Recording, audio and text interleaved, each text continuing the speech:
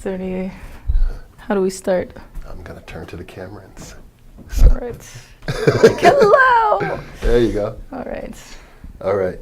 And hello, everyone, and welcome back to another episode of EUGE, an inside look at chasing a dream. Today, my guest is Kria Blaus-Plissner. All righty, Kria Blaus-Plissner. Like you know, we talk to young comics, and Kira is a young comic here in Denver, Colorado. Thank you so much for doing the show. Yeah, thank you for having me. I appreciate it. So, Kira did the Friday night showcase at Ari's Tavern Friday night and killed it. We're gonna take a look at that later on. I mean, I was really impressed with your show. So thank you. That's one of the many reasons that I wanted to talk to you. Another thing about I really liked about your show was your set was you incorporated the audience outside of the building. Oh yeah. Yeah. You see, and a lot of people don't. A lot of people don't think that, but anyway, I was kind of impressed with that. So I just wanted to hit you up with that. All right. So I guess we start with all the obvious questions. You're from Denver?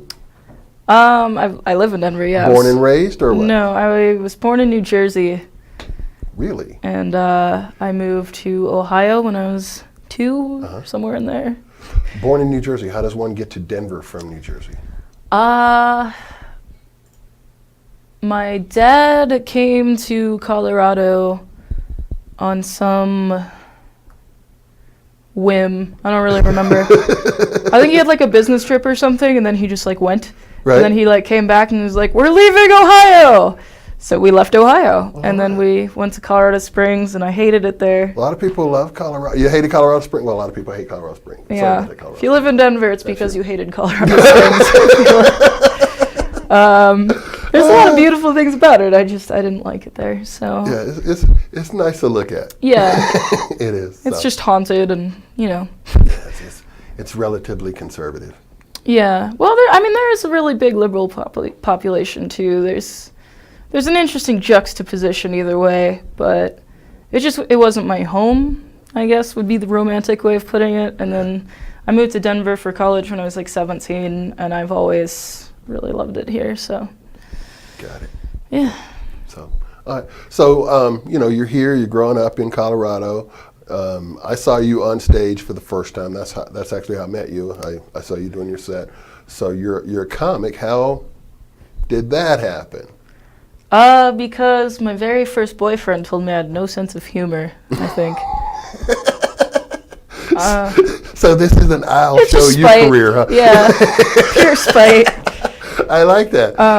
Yeah, I don't know if I could tell you like how I started doing stand-up other than the crappy reason that a lot of us probably have is you saw someone do it and thought you could do it better.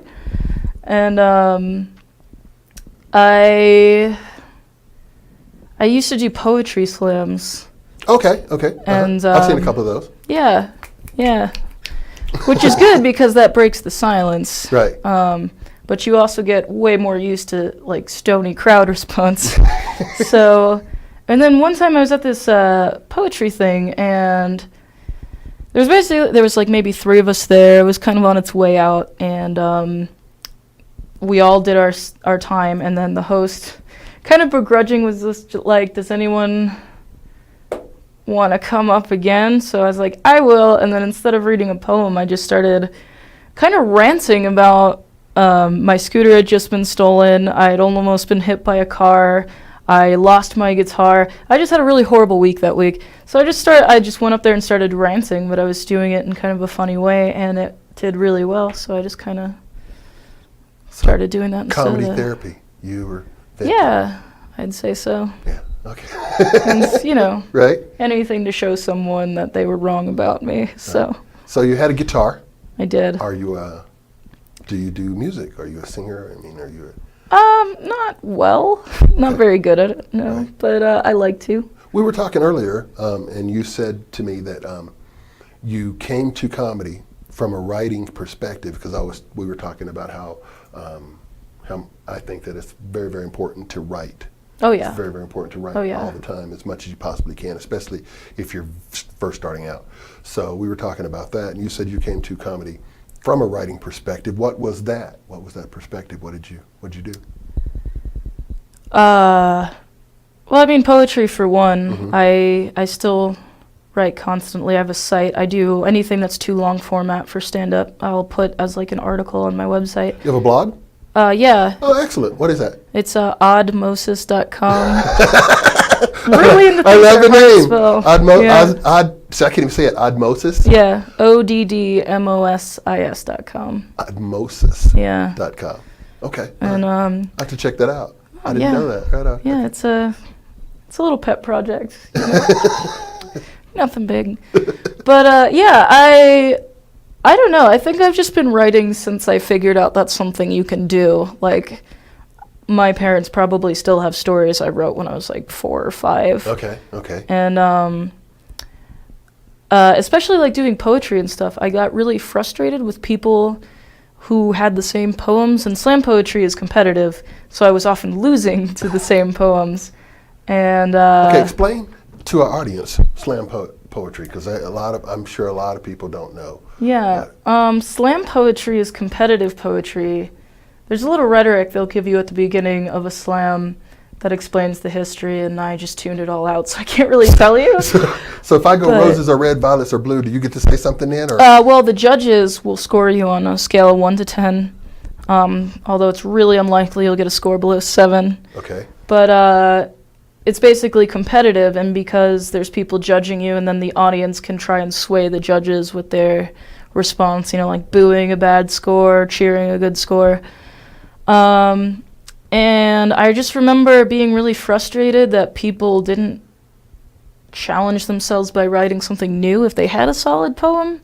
So I just kept writing as many as possible, even if they weren't as good. I was like, I'd rather have, 50. Well, you train that 1. muscle. You have to train the muscle to Definitely. do what you want it to do, So, yeah, writing is definitely a skill that is learned. Oh, yeah. So you have done your first set, with your friends in the middle of the night after. Okay, now somewhere along the way you decided, I think I want to tell jokes on stage in front of strangers.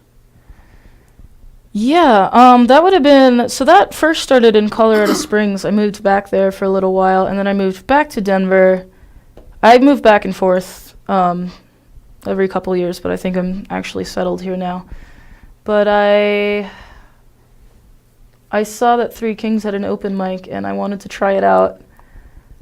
I didn't know how long you had to do it, and it was really terrible, actually, my first time. But because I went there by myself, and I was hanging out, and then this group of other comics who I would not be able to identify today, like, oh, are you here by yourself? And I was just like, yeah.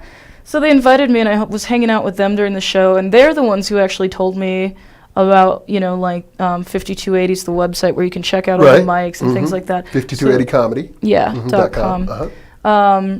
So they were actually giving me really great pointers, but I was also getting wasted. And before I went up, my brother had come into town that day, and we'd gotten Thai food, so I was really gassy. And I remember gassy, wasted, and ready to tell jokes, ready to go. And I was, I think, the last or the second to last person to go up, so I was really, really drunk. I remember them calling my name, not getting it right, and just crop dusting the entire audience on the way up, like a pro. And then I got up there, and before I even got to the microphone, I just remember hearing from behind me just and I thought I heard it in the monitor, but no one else seems to remember this. God. And I remember that happening and being like, well, I can either just let that be my joke, or I can try and do a set. And I think I did, and I couldn't even tell you what I talked about other than that. So you gotta start somewhere. An opening night for that you. was where I started, was the fart chick. So. All right. Okay. So how long have you been, telling jokes? I mean, from the fart chick to now, how long have you been? The long span of time would be 2 years. I never know if to say 2 years or a year and a half, because I did it that one time, and then because I'm in school, I was focusing on school, so I didn't go out for maybe like 6 months. Okay. So it's somewhere between 2 years and a year and a half, depending on when you want to gauge that start point. Okay. I always say a year and a half because, I mean, I didn't learn anything in those 6 months just because I was reading a lot of books, getting some work done. So how did you come out to your friends? I want to be a comic. That's Was it a big moment, or did they just? Not really. I kind of just very timidly would tell people that's what I would go do, and then I'm very lucky that I had a very supportive circle of friends who would come and watch me and liked what I did, which was a huge bonus. Yeah, that helps a lot. Yeah. When people enjoy what you do, it's much more motivating to keep doing it. I don't think I realized that it was what I wanted to like do with my life until earlier this year, maybe like January, maybe December of last year. I was having this big crisis with it. Okay. After doing it for about 7 months and only doing open mics and only being like the last person on the list at open mics. And it's a really, like when you're starting out, I mean, that happens to everyone who does it, by the way. If you are a new comic and watching that, you're just going to be in that position for a long ass time. Especially here in Denver. And yeah, there's, well, there's just so many of us. Yeah, there's a huge scene here. You have to be really patient and you have to be pretty good too to get a second shot. I mean, yeah. All right, go ahead. I don't know. I'd say that just being open is going to help you more than anything else. Like I'd say I'm okay. I wouldn't say I'm as talented as other people. Well, but I wasn't. When I saw your set, when I watch young comics, I rarely. Sometimes I watch for the joke structure, but what I really like about the comics that I really like is the way they handle themselves on stage. First of all, you seem really comfortable on stage, you know, and your subject matter was not normal. It was you know, it wasn't subject matter that I'd heard before. Well, I think that's because I'm a monogamous female, and most comics aren't. So the fact that I don't date and I can't really talk shit about my boyfriend because that's how my rent gets paid. I got you. So I got to get real creative about what I want to talk about. Yeah. But no, I actually like comedy as like the new philosophy. So I always try to. There's an end to that sentence somewhere. Yeah, I think about things a lot, and I tend to not come to any conclusions in the moment. It's very retroactive. So my comedy is really just like how I've learned about the world. And share it. Does your boyfriend ever show up in your act at all, in a good way or in a? I have, I think, one bit about telling people that I have a boyfriend, and one bit about how I'm really glad that he doesn't show up. I don't think I'm going to use this joke anymore because I don't think it was that funny, but so I'll tell it to you now. Please share. Have one, yeah. I was just like. It was supposed to be like an opener thing, like, you know, my boyfriend was supposed to come tonight, but he didn't, and I'm glad because it seems like it'd be awkward. It would sort of be like taking a priest to a water park. It's going to be a real quiet ride home. Not going to want to talk about it again. And he watched part of the posted set at Ari's, but I was in the room with him, and then I just turned it off because it was just way too weird. Yeah, it's hard to. Yeah. But you know what? That's the gig. I mean, you really do have to sit down and stare at yourself. Oh, well, I mean, I don't mind doing that. I mean, not in like a narcissistic way, but in like a critical way. Right. Because I think every comic is their own worst critic, but it's helpful in a way. There's some things that I learned about what I do that was good to see, so I could learn about it. But not something that I want to watch him be there for. Right. I always tell myself that if I'm killing, like if I'm killing the room and there's one person or two people that aren't laughing, if I could just figure out why they are not laughing, I'd be a star.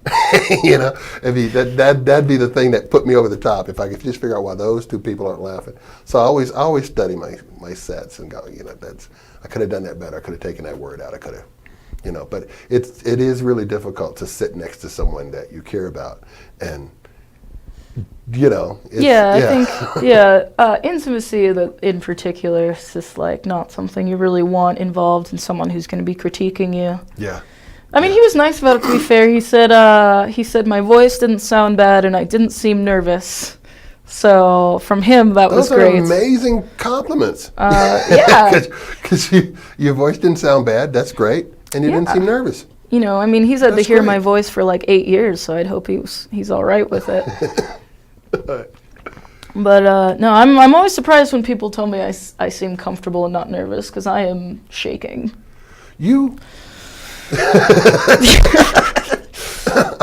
So you have a boyfriend that you've been with for 8 years. Mm-hmm. You do not look old enough to have a boyfriend that you've been with for 8 years.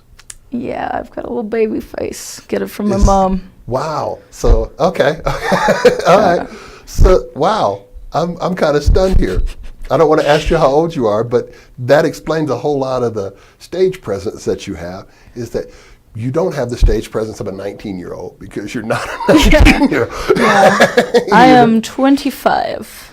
Wow. Yeah. I'd put you in like 19, 20, early part of 20. Like, yeah, wow. I'm more grateful for that now than I was when I was 20. Yeah. I've actually looked about the same age since I was 12, so it really sucked in high school. But it'll be great at 40. Yeah. It'll be wonderful at 40 when they seriously card you at 40, not because they're hitting on you, but Yeah. because they really don't want to let you in the bar. Yeah. So that's pretty cool. All right, so I was talking about that Kira did the show at the Friday Night Showcase at Artie's Tavern, and I really enjoyed it. So yes, let's have a look at it. I want to. All right, so this is our earbuds time. Oh yeah, we have to put earbuds in to hear this. I'm glad you know what I'm doing. Because Guess. I had lost it. All right, so. I'm gonna see if this stays in my ears. Oh, is it tugging? Pull it up there. No, I also have bad luck. There we go. Oh yeah, there's a Friday Night Showcase. We are sponsored by, if you need to buy or sell a home in Denver, Colorado, right there, Maria Navin Lassiter. There's the phone number. Thank you guys for coming out, or not, for those of you who are watching at home. If you are my mom, stop watching now. Those are paintbrushes I go to school downtown, in my hair. I couldn't find a hair tie. Is that what? On campus, they'll send you what they call a timely alert. So you can plan around it, I guess. And these are all real crimes and should be taken seriously. But it's kind of hard, because the one that I get the most frequently is for what Campus PD likes to call forceful fondling. Which I'm not going to say isn't a horrible violation of someone's rights and personal space. It's just that the forceful fondler sounds like someone you caught on Scooby-Doo. It's so funny. You're going to get him in a Happy Meal with Ronald As soon as you McDonald. said it, I pictured a Scooby-Doo character in it. But what do you do if you meet the forceful fondler? You blow a rape whistle, which is really the fucking dumbest thing I've ever heard. 'Cause you want to empower a woman, you teach her Muay Thai or have her carry bear spray in her snatch. But you don't give her a whistle, because if that were effective, we would have other instruments attached to other heinous crimes. Like, look out, he's got a gun! I'd better blow my murder trumpet! That always freaks me out to do. This doesn't really make I don't sense. like doing sound effects. You're gonna learn how bad I am at transitions. I eat at Subway because I like to eat fresh. This is actually what I did at Comedy Works. Subway is Really? Yeah, because it's the only clean Subway thing is I fresh, had. Like new Gotcha. car smell is fresh. And really, eating at Subway is about as healthy as eating a picture of a sandwich. This is a great As joke. long as that Thanks. picture was drawn by a real sad person. Because there are two people that work at any Subway. One is a 16-year-old girl with like the exact makeup to piercing ratio that lets you know she's not going to get it together. Not going to happen for her. And then the other is a dude who's like in his 40s, and he just looks like everyone he's talked to today has served him a subpoena. And then nobody who like eats in Subway looks healthy either. It's not your CrossFit quinoa crowd. It's just a bunch of people who look like you pulled their body out of a swamp and slapped a couple of tattoos on for color. And then, like, if you read a review for Subway, they always say stuff like, they talk shit about the staff. They're like, they just look so disinterested. Staff was so unfriendly. I'm like, really? You want the staff at Subway to be interested? You think that was plan A for them? That's not plan anything for anybody.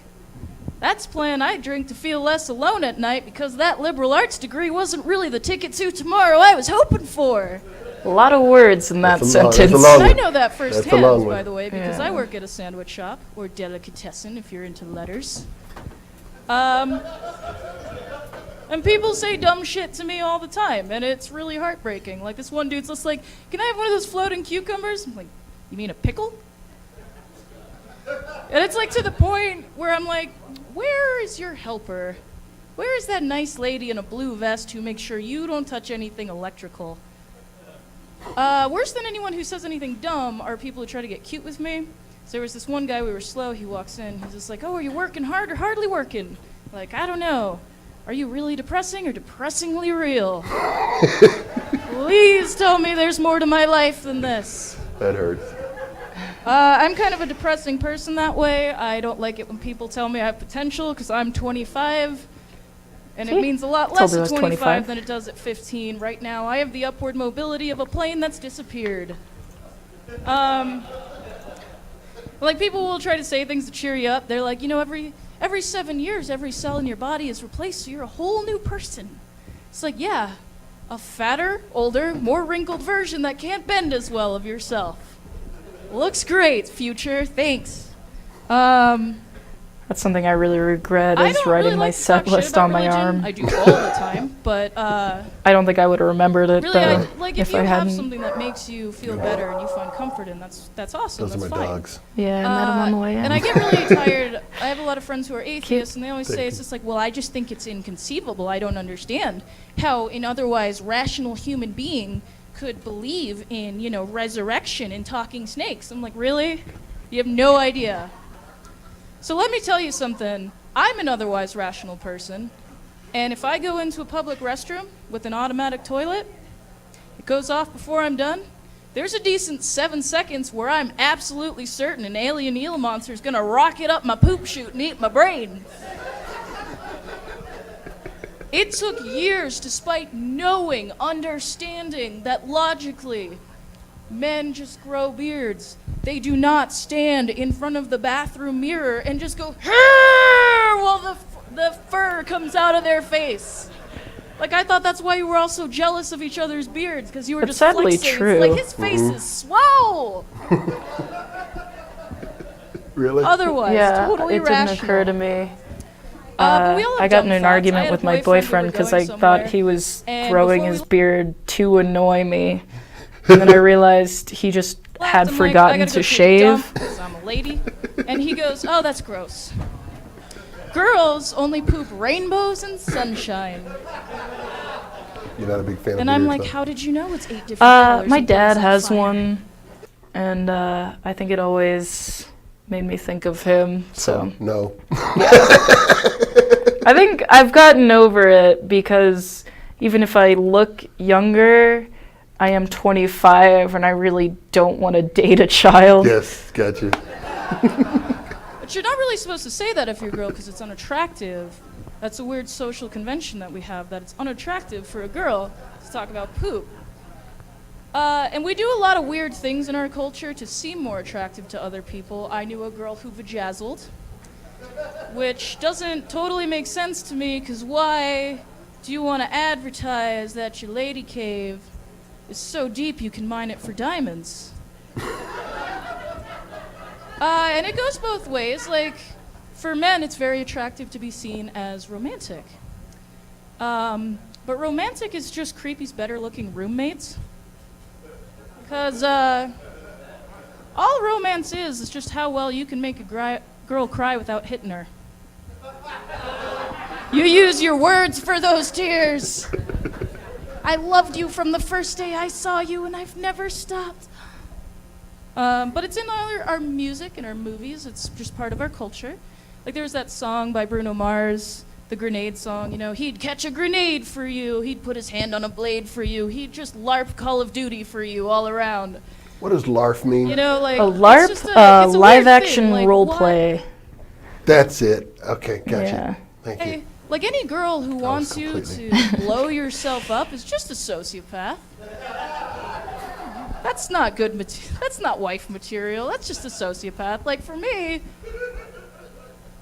you know, you had me at steady day job, man.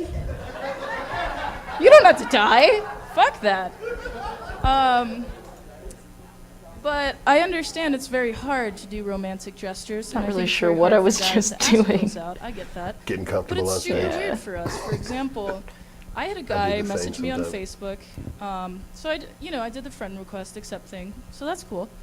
And right after I did, he goes, "Hey, how are you?" I'm like, "Oh, all right, I'll wait." Good. How are you? Good. Do you have a boyfriend? I didn't answer because I didn't want to. He was like, "Do you have a job?" I'm like, "So where are we going with this, buddy? Because this feels a lot like you're trying to figure out how long it's going to take people to figure out I'm missing."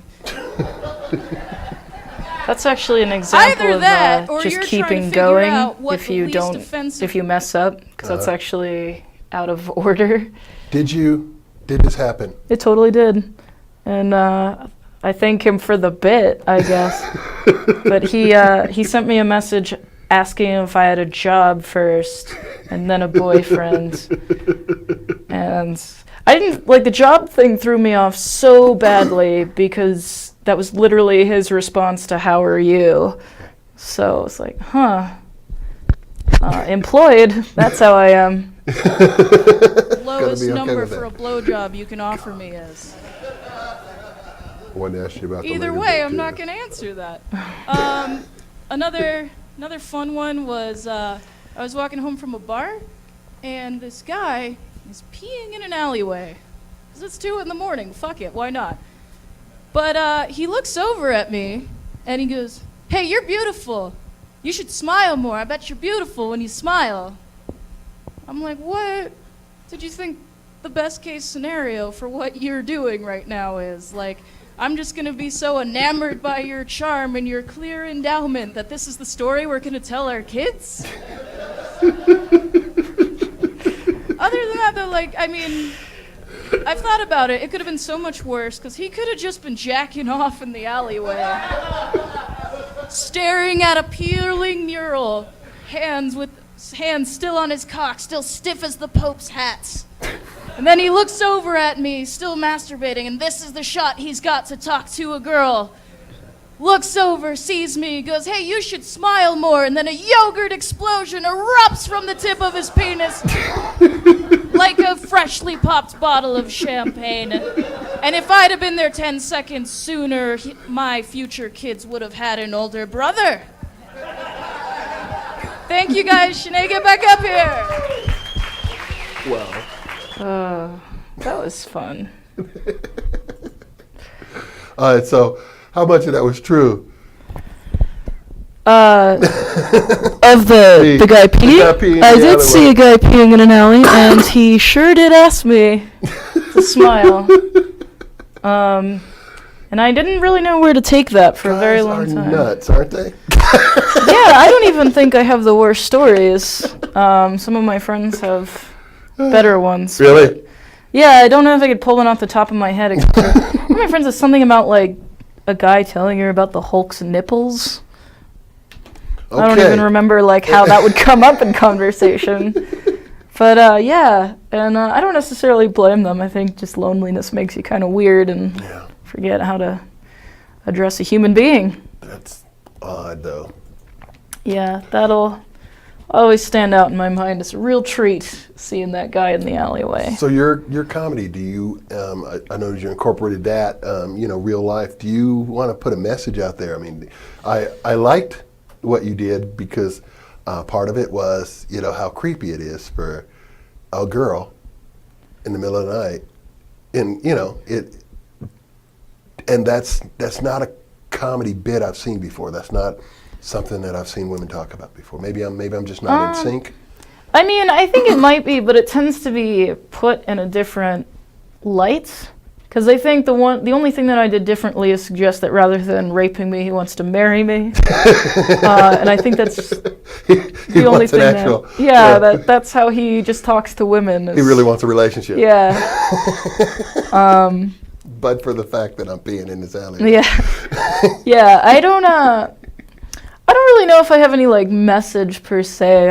I always try and put perspectives out that you're not right. Like nobody's right about their opinion. That's why like the bit that I have about atheism is one of my favorites actually, because I don't think people make fun of atheism as often as they could. Because it's easier to make fun of Christianity. It's easy, and to me that's kind of a cop out. And also like I know people who, like I said, I know people who are religious, and like I see it help them in their life. So why am I gonna sit here and take a shit on something that makes you happy? Like I don't want you to do that to me. Right. And I guess the only lesson I would ever have for the world is just you might be wrong. Yeah, give it. That's a great message. Think about it one more time. Just say yeah. All right, So I like that. So you want to be a comic. It's a rough gig.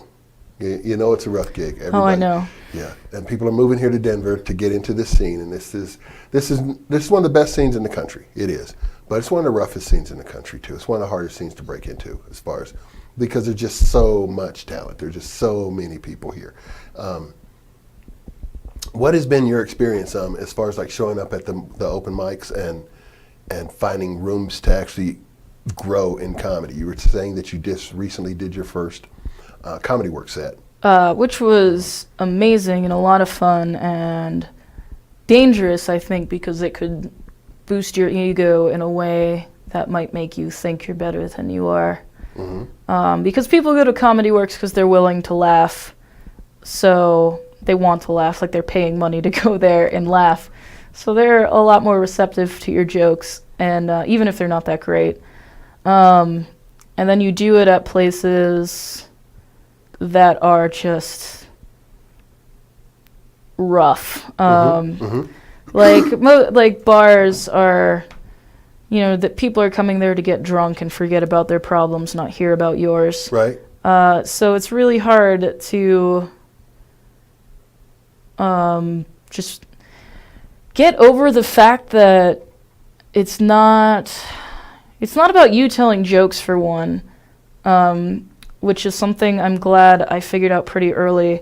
It's like, you're not funny, people find you funny. Mm-hmm, mm-hmm. So if you have like any real emphasis on like your sense of humor, then you're just gonna die. It's gonna be so bad for you. But like, I think one of my favorite experiences is there's this notoriously rough mic at Squire on Tuesdays. Right. In Denver. It's on Colfax, everybody knows the Squire here in Denver. Yeah, and it's you should do it if you want to do comedy, because that will teach you all the life lessons you want to know real quickly. But one of the greatest times I had there, I wouldn't say I did especially well. For the life of me, I don't remember what I was talking about that night. It was probably one of those, because it was relatively recently. But two people came up and like thanked me after I went up and told me I was really funny. Like, not comics, just people that were drinking in the bar. Not to interrupt you. Oh, you're good. I try to tell the young comics that you're right. The Comedy Works is full of people that paid to laugh. But if you want to be in the business of comedy, you got to learn to do the Comedy Works brand of comedy. Because that's the same brand when you leave here to go to, Chuckle Fucks or, Wit Swags or wherever you're going to go around the country. You want to be a club comic if you want to try to make money in this business. Bar comics don't make money in this business. I mean, There are lots of people that can go to the Squire. I've seen them kill, because they have that overpowering personality. But there's no joke there. So what do you call, like, club comedy, I guess? Exactly what you did at the Comedy Works. You did a clean set in front of people that were ready to laugh, and you had an amazing time. And instead of thinking that it's would make you think that you're better than you are, get used to doing that crowd. It's not a bad thing to get laughs at the Comedy Works. It's not a bad Well, thing. it's not bad to get laughs anywhere. Exactly, you know what I'm saying? I mean, Yeah. but to work in this business, there are a lot of people that can work the Squire. I've seen them come to the Comedy Works, and you can tell they're Squires. You can tell that because you don't have to work as hard at the Comedy Works, and you shouldn't work as hard at the Comedy Works. But you shouldn't bring the Squire set to the Comedy Works and expect it to work. That's interesting. That's just my opinion. I mean, I know people. I mean, I think that doing the Squire when you're coming up and learning to, it's one of those rooms that everyone should do, but you don't want to become the best Squire comic. Oh, right. I think for me it was just more about learning how to fail. Yeah, you can eat it at the Squire. You can definitely. You'll learn that really well. Yeah. And also, like, the thing about doing open mics is you're doing comedy almost specifically for other comedians. Yep, 100%. Which is not typically who's going to be seeing or paying you, I guess I should say, like, in a room full. Like, and it's a different mindset, a room full of comics versus a room full of people that paid to come to laugh. Yeah, Yeah. there's a very different... I like laughing at comics. I mean, when I watch the show and the comics that make me laugh, I really laugh because I'm a big fan of comedy, but I do notice that there are some comics who don't laugh at other comics, and it might not be a problem, as they don't think the comic's funny. It's just they're so into what they're getting ready to do or so into what they're doing right now. Yeah. That, nothing's funny until I get this set behind me. Yeah, and I've noticed that. I don't know, for me, like, laughter's so, like, involuntary. Like, I catch myself laughing at a lot of people's sets, and that's part of why I like doing comedy is, like, you get to... I think that's a good point that you just made, too, that if you're not laughing at a good comic, it's because you're holding it back. Laughter's an involuntary thing. Yeah, well, like, I mean, people get so, like, there's a lot of politics in doing this, so... Some people don't want to, like, laugh at the wrong person or take chances laughing at someone who's new. Right. Which is dumb, but, it exists. And I think it takes a lot for, like, older comics to, like, come up and tell you that you did a good job. And I've been really fortunate to hear that, and I'm always, like, ecstatic and really grateful whenever someone that I know has been doing it and has been on the road has, like, given me that, like... Because for a while, that's really all you're going to get. Like, exactly. You're not going to get money. You're just going to get a little nod that it's going okay. Yeah. That's cool that you're getting that, too. Because I think I did come up to you at Ari's and say, because you really stood out. Really, when there were a couple of people that, three people, that when the bar closed and I was shutting down all the equipment and stuff, people come up and they were willing to talk to me about people, and you were one of the people that people really wonderful. Liked, so I'm glad. That's very, very cool. I like your comedy style. I do. Thanks. What is your process? I mean, how do you get a joke? I mean, are you a stare at a blank piece of paper kind of person? Are you a schedule time to write kind of person, or what? I definitely don't schedule time to write. I will write whenever and however I can. I've texted myself if I think of it in the wrong setting. I'll sit down to write when I have time to, but I'm a student and I work and I do go out, so it's really hard to, like, find time to just sit down and do it. And a lot of times things just kind of fall onto the back burner for a long time.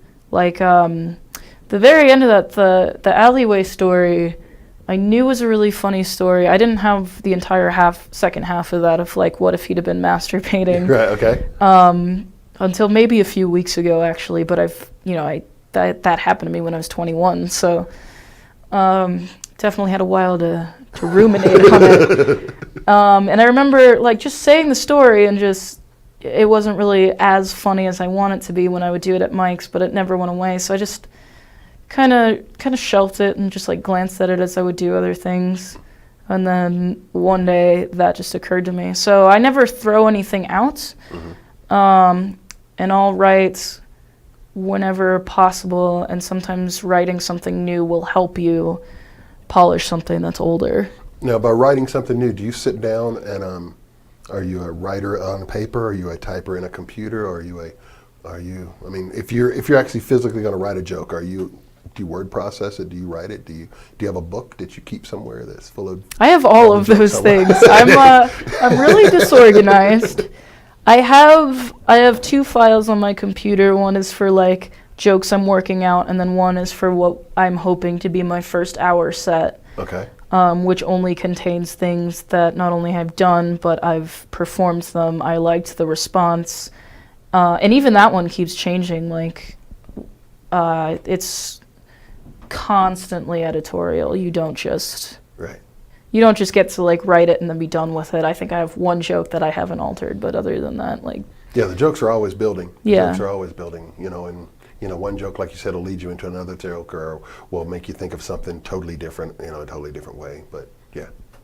So, all right, so you got your jokes down on paper. You're going to the Squire now. You're going to, where else? Other places? I love El Chorito, Timmy Lasley's room, which is on 21st and Larimer. Mm-hmm. She's another one of those people. I started a Twitter when I first started out, and I was just like, I'm just going to post jokes and hope for the best. And she followed me, and then one day she was just like, you know what, guys, you should follow Kira because she's really funny. And because of her, I think it's the only reason people started. And it's just gotten better since then. So I owe her a lot. She's been insanely supportive. Did you do her 51st joke show? I did not. Okay. That was a fun night. Yeah, I don't even think I could have made it down. I think I was in the middle of something that semester. Okay. But, and she's one of the like comics who's been doing it, who's also very supportive of new talent. Although El Chorito can be a really rough room to do because it is all comics and. Okay. But it's, it's something you have to learn. Like, yeah. That's just something that's going to keep up is like, don't ever be threatened by people telling you that you're getting better, and don't ever assume that you're doing your best. You better hope you're not doing your best at an open mic. You better hope that you have a lot of room for improvement at any of those. Yeah, that's where you grow, I guess. Definitely. I mean, if that's where your gig is. Yeah. I actually, like recently, just because my time has been a little more limited, I haven't gotten to test a lot of things at open mics the way I normally did, so it's really nerve-wracking to try and do a show without having ever ground tested a joke to see if there's even like a little ripple of laughter. So if there's a ripple of laughter at an open mic, you'll probably get a crowd roar in a regular room. And then like the past couple things I've written, I just haven't had time to go out. Do you write with a team? Do you have a partner? A lot of people here in town are teaming up and becoming the who or the what and the growlings and the. Yeah, there's a few. Oh, I couldn't take the cap off that before I drink. I do that all the time. Do you have do you have a support system as far as writing, as far as comedy, or just your guy, or? Not really. I mean, I guess I'd say like my friends and like my brothers, like really, it's not like, I don't want to say I bounce ideas off them, but usually the ideas will come up through talking to them. And then sometimes our conversations turn into me working out bits, which is very shallow, but it happens. Works really well. You have a day job, too. Yeah, the deli. So a day job, school, homework, and stand-up. And I'm part of the extracurricular STEM club at our school. What is extracurricular STEM club? The STEM club is science, technology, engineering, and math. Yes. And I am the president of the group. It's just a group that meets outside of school to do these projects. Right now we're growing plants, and we're supposedly going to do a podcast pretty soon, so that'll be interesting. Now we're in Colorado. You should tell them what kind of plants you're growing to make sure that. I'm not the plant grower. I'm just the one who makes sure all the people show up. I think we're growing. They're all vegetables and herbs. I remember there's a couple tomatoes. I know there's some big beef tomatoes. There's some peppers. Why did you say it like that? Big beef. Because there's a joke in this there. This girl, she started all the seedlings and she labeled them all in these little, like dirt things, and they had this little. Uh-huh. I don't know enough about plants to know what any of these Container. are, but she had like masking tape with the names of all of them, and some of them were just names of plants, like cilantro. I know what that is. Like bell pepper. I know what that is. And then there's just big beef. It's like, what is that going to grow into? It's like, is this like the new form of GMO where we just grow the cow and we call it organic? We'll be coming up out of there pretty soon. So that was just big beef, and that was fun. So that's another use of my time. So have you went on the road at all? Have you done any outside of Denver gigs, or are you looking to do that, or is that? I would love to do that. I cannot drive yet. Because of you cannot drive yet. Yeah. Yeah. How long before you can drive again? Well, whenever I get my permit. I never learned to drive. When I was 16, in the Springs, they fingerprint you to get your permit. And I was 16, so I was a little anarchist, and I was like, they can't take my fingerprints for that. And then that became real inconvenient, but a lot harder to get lessons from people. I'm actually hoping to start a little series, like some videos of comics teaching me how to drive. But everyone's pretty scared of trying to do that, so we'll see if that works out or not. A different version of comics and cards. Yeah, instead of Comics comics and cards, getting coffee, it's like comics teaching me how to drive. It's like, how funny can you be? So you when never you're learned to terrified? drive? Never did. Well, you can do that here in Denver. You don't really, I mean, if you're Yeah. here in I don't know about Colorado Springs, but here in Denver, you really don't have to drive. Yeah, Colorado Springs, you really should have a car, but Denver, you can get it pretty much anywhere on your bike. Yeah. All So. right. So dream with me. Let's say, you know, you have made it, 5 years from now, and you're doing comedy. What do you see yourself doing? I really want to start a venue. You want to open a room? Yeah, I want to start something. Basically, it would run a mic and have a showcase and just be able to like help start people's shows and kind of like stay on the ground floor with everyone. What do you think of the venue explosion here in Colorado? I think it's, I don't want to say temporary, but it's very, what is the word it's very up and down. Like these places are going to pop up and disappear. Very tenuous. Yeah. Okay. Mm-hmm. So I think it's very hard to get attached to new ones, just because I see a lot of them starting and struggling, and I see some that are on their way out. So there's definitely a shelf life. Yeah, for sure. And I'm really grateful that we have them, because I know there's plenty of places that don't have shows on every night, but I think it's great that we do. But realistically, I know that not all of them can survive, so I don't know, that's my thoughts on that. Cool. All right. We also do a game here called Pop a Caption, which is exactly what it sounds like. I'm going to throw some pictures up there on the screen, and then you will see them come up there on the screen. And then you just, whatever comes to mind, we're going to pop some captions. Oh, Lord. Cool. It's a comedy exercise right here in front of everyone. Yeah. I'm not an on-the-fly thinker, so this will be interesting. Oh, wait. You know what I need to do here? Yeah. All right, stay there. I am so on the fly with this thing. Look at me. There. Oh, yeah. Okay, cool. Got it. Now, and here. That's us. And here. Ready? We're going to go back and stop that from going. And there. Now. I don't know what that is. That's gradient. That is the ballsiest carjacking ever. What that is. You know, they always say, it's the people you're least likely to expect. Oh my God. What a picture. What the hell is he doing back there? I don't know. It seems like a. Yeah. It's one of those Hitler cats actually in the background. Oh my God! It is a Hitler cat. He's got some explaining to do, sir. How do you Got a war on your hands. Don't touch me there. Yeah. Oh no. Oh, that says it all. Yeah.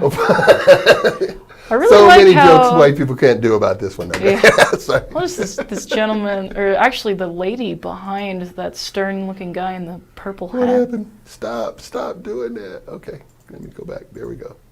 All right, now we're on Obama. Like, you see the lady behind the guy in the purple hat?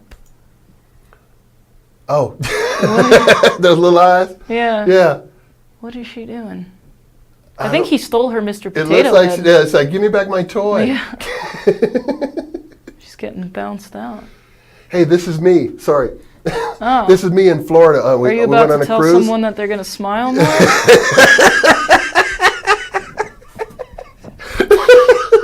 Sorry. It's that's we were at a mansion in Florida that they do tours in and stuff, and this is what I went around doing. There's also one of me with my hand up the dress of a statue, and so, but I didn't put it in. My wife is like, "You're such a kid." So anyway, that's me. Oh. Yeah. Oh wait, why do I keep doing that? This is where are we at? Where are we at? Give me back my thing. Give me back my thing. There we go. That's me. And there. That's what my dog does. Everywhere. When he's done walking, what kind of dog do you have? I have a Shiba Inu. They're little Japanese dogs that kind of look like foxes. Okay. Oh yeah, I know what you're talking about. Yeah, he just does that all the time. That's just how I spend my day. Just dragging that dog. Did not want to do this parade. I'm thinking. Yeah. Hi. That's the only person who's going to teach me how to drive. There you go. Come on, I'll teach you how to drive. Yeah. Hey.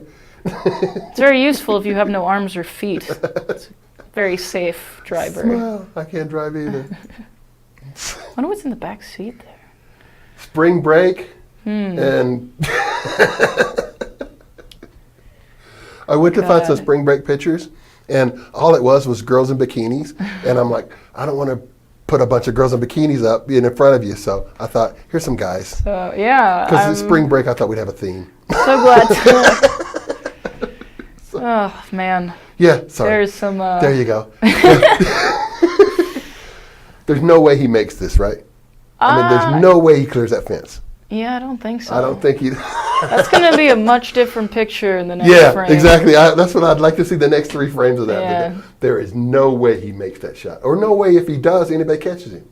But yeah, like his best case scenario is someone feels bad and like kind of knocks him over to like break the momentum of that fall. For something. Yeah, all right. Let me get rid of that. Yeah, we're done. Wow, thank you. That was my Papa caption. I like... It's fun. Yeah, I like doing it. All right, so where are we at here? I'll make sure we're there. Cool. So let's say you're here, you're in Denver, you're working your ass off as a stand-up comic, you're doing all the stuff that needs to be done. There are, like I said, many people trying to do this. Any advice at all? I mean, let's say you had a camera pointing at you over my shoulder that was like that camera there pointing at you, and you had to speak to, young comics coming up, wanting to move to Denver, Colorado to start their careers. Don't do it! Stop it! I have enough to deal with as it is. You sound like an old Denver comic now. Yeah. No, don't do it if you want to get famous or make money. Do it because you genuinely feel like it's what you want to do with your life. And be a little sad that that's what you want to do with your life, because I sure am. It's like I have a 4.0 and I'm about to like stick it in a toilet so I can go tell jokes. But it's actually what I want to do with my life. Right. I'm very glad that I got to find that out. So find out that it's something you want to do, and it might not be, but it's worth a shot. Try it anyway. Yeah. Yeah. I tell a lot of people that, or especially young comics, that once you step on stage the very first time, you've done more than 99% of the population can do. Yeah. You know, it's just getting up there and actually trying it. Well, I have some friends that want to try it, but they're all talking about how they want to perfect their sets first. I'm like, it's just going to go terribly no matter what you do, so you should just get it out of the way. It's like having a baby. You're never going to be ready to have a baby. You know, I mean, it's just like you're never going to be ready to do your first set of stand-up until you do it. Yeah. You know, so. That is a baby in a way. It comes out of your mouth loins. It's very much a labor that you're in when you're on stage giving birth to the baby of joke. All right. Gross. Very gross. I liked it. It's been really good talking to you. Thank you for having me. Thank you. I always tell everybody that, you know, this is my equipment. I'm just a stupid geek, and I can talk to, you know, anybody I want to. And I really, really, really wanted to talk to you. I mean, I saw your set, and I was very, very impressed with what you do. And I can't wait to see 5 years from now what your set is. You know, where you're going to be in this business. So let's hope to God it's not the same. it won't be the Squire. I can guarantee you that. I hope. That. So anyway. Maybe. Thank you very much for doing the show. Thank you. Right on. It's very good to meet you. All right. That's going to be it for us. Thank you for watching EUGE. Why do I point when I talk to the people? Because it's you. You make it possible. You're the people. Without you, we're just sitting in a room. We're just sitting in a spare bedroom. Like, we're our own audience without you, even though we're still pointing at ourselves for this part. This is a really great depth of field we got. It's pretty cool, right? Yeah, I like that. I don't know why that was what I felt. Look at that. Wow. Instead of pointing, you can just kind of aerobics. I could just kind of lean in and say hi. There we go. Yeah. All right. Anyway. Thank you. Thank you for watching. And tell them goodbye. Tell them thank you for watching. Tell them who you are. Give them your name. Let's do it. Thanks, guys. My name is Kria Blaus-Plissner. You can find me on Twitter at Kokadrill, which is Kokadrill. Wait, we're not leaving. Kokadrill? Kokadrill. What did you? Yeah. I'm a huge fan of things that are hard to spell and pronounce. So I've got Kokadrill as my Twitter. You can kind of try and backtrack if you want me to spell that again. Spell that again. Kokadrill. Kokadrill.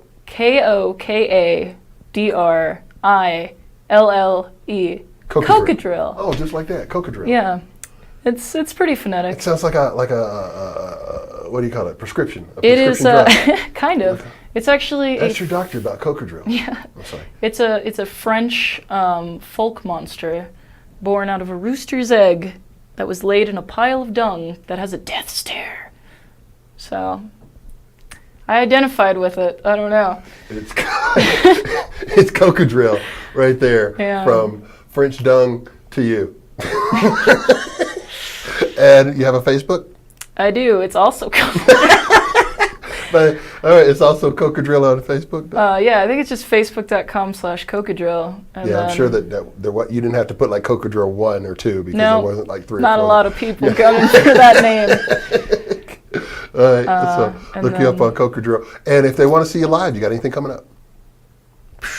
I don't know. That's cool. I don't think so. I have my website, Odmosis. She's going to be back on the Friday Night Showcase.